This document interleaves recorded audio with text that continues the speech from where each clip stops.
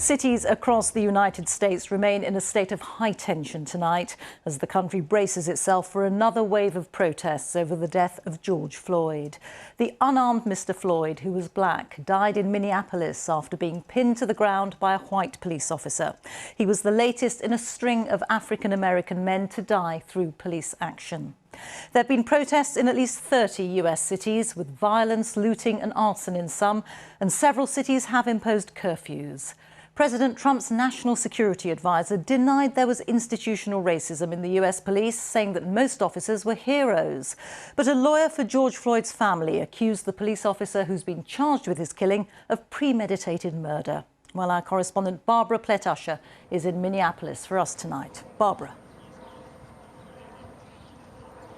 Rita, we've been attending a peaceful protest. It just wound up. It was sort of a moment of Sunday calm in what's been a very turbulent weekend. The National Guard troops were deployed, but they held back or stood back in this case. But over the past 24 hours, security forces have been showing more aggressive tactics in dealing with the protesters. I just want to warn you that there are some distressing images now in the report you're about to see. Another night of chaos and unrest as anger over police killings spread to every corner of the country.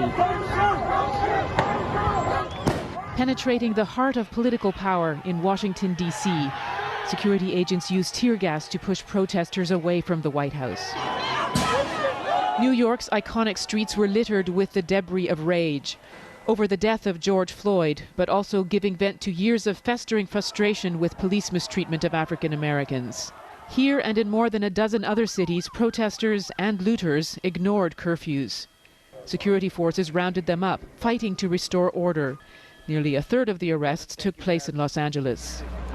In Minneapolis, the National Guard moved with military precision to clear demonstrators away from a police station, firing tear gas and rubber bullets, setting up roadblocks throughout the city, shutting down movement. Security forces have been aggressively pushing back the protesters. They came determined to make sure that this night would be different than the others, to retake the streets. We've seen a real show of force here tonight. I cannot breathe. The protests began here after this video went viral. The police officer pressed his knee into the neck of George Floyd and kept it there for more than 8 minutes. He's been charged with third-degree murder. Most here don't support the violence in the demonstrations, but some say without it, their voices aren't heard. We've been silent for too long. We've been peaceful. How many peaceful protests do we have to have until it gets right? So, yes, I feel like it needed to happen. There's a point of being policed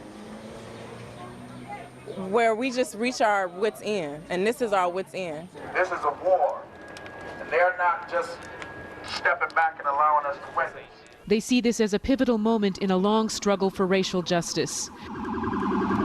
But the country is walking a dangerous line between protest and anarchy, confrontation and aggression, battering the space to find answers to the unrest. The Trump administration has called violence at protests domestic terrorism and denied systemic racism in the police force. There are some bad cops that are racist, and there are cops that are, maybe don't have the right training, and there's some that are just bad cops, and they need to be rooted out because there's a few bad apples that are giving law enforcement a terrible name. This afternoon, large numbers of National Guard troops deployed to protect the Capitol building in St. Paul, Minnesota. No justice, no peace. The protest was peaceful, as so many have been. But not in Philadelphia. The country is entering its second week of social disorder, one of the most turbulent periods it's seen in decades. And of course, it's just not this explosion of simmering tensions over racial justice. It's also a time of disease because of the COVID pandemic and of unprecedented unemployment. And it's a presidential election year. So turbulent times indeed. A lot is at stake, Rita. Barbara, thank you very much. That's Barbara Pletusher there. Well, in the UK, thousands of people have gathered to protest in Manchester, Cardiff and in London in solidarity with demonstrators in the US. Protesters walked to the American Embassy in southwest London and crowded together despite social distancing restrictions. They chanted Black Lives Matter in reference to the civil rights campaign group. 5 people were arrested. And protesters also gathered outside the American Embassy in Berlin. Demonstrators wearing face masks waved banners calling for justice for George Floyd. It's the second day of protests in the city. Well, our North America editor John Sopel is with me now. John, just assess for us the scale of this crisis in the US. Well, it's not one crisis, is it, Rita? I mean, it's like a combination of Spanish flu in 1918, the great economic collapse of 1929, and the riots that followed the death of Martin Luther King in 1968. And each one feeds into the other. So we've seen the pictures of the rioting. You've got 30 million Americans unemployed at the moment who are feeling that their lives are in a desperate situation. You've also got worries about this leading to an uptick in coronavirus cases because it seems glib to say it, but of course rioters and looters aren't necessarily obeying social distancing guidelines.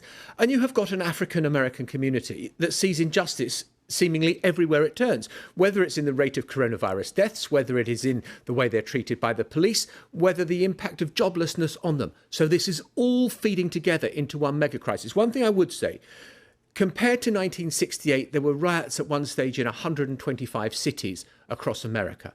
It is not at that. But what you've got at the moment would test any president. And John, just briefly, what can President Trump do? At the moment, his messaging seems to be focused very much on "I'm the law and order president" and denying that the protesters have much legitimacy for what they're doing. Whether that will calm the situation remains to be seen. But he's looking for a strong response across the United States. If it means calling in the National Guard, so be it. OK, John, many thanks. John Sopel there.